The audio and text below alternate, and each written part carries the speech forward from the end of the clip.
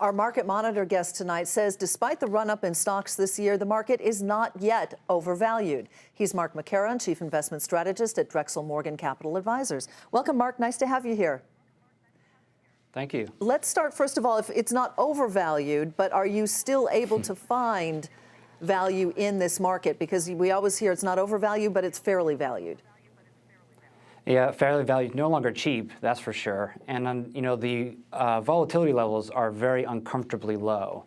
So that combination isn't comfortable with us, but there are pockets of areas of interest, pockets of expensive stocks, but also pockets of cheap stocks, we think. You know, Mark, jump in and tell us which sectors you like, and why don't you start off with your first investment pick for this evening?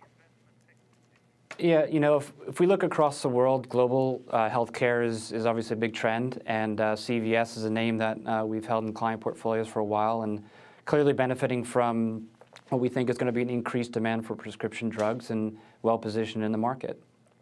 So that's one example, and that's a U.S.-oriented play. If you look across the world, and particularly in Europe, we've got some positive outlook, we think, on European pharmaceuticals as well. All right. You also like some of the consumer stocks. Visa is one of them.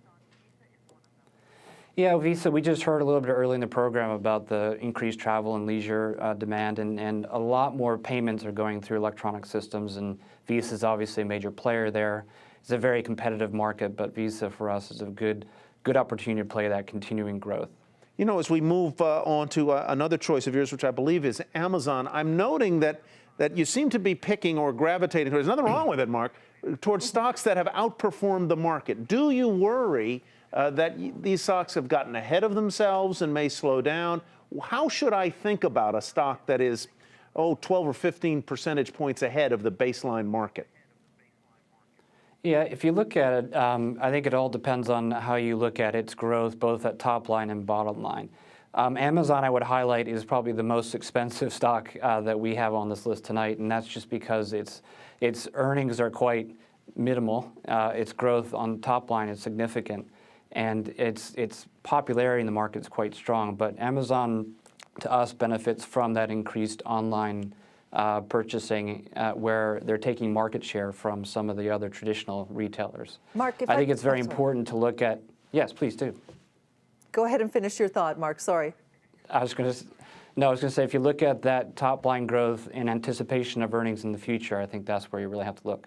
Could you address the overall market? Because at the beginning of the segment, you said certainly stocks aren't cheap, but you are finding pockets. That takes me to whether or not we've seen the lion's share of the run-up in the overall market, in the S&P, for instance, or the Dow for the year. Do you think we have a significant amount of room to run, or not so much?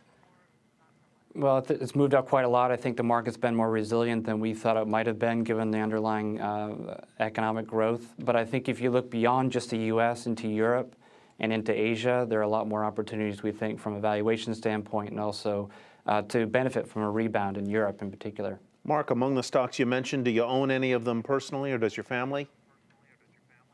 No, none of those. Our clients do, but we do not know.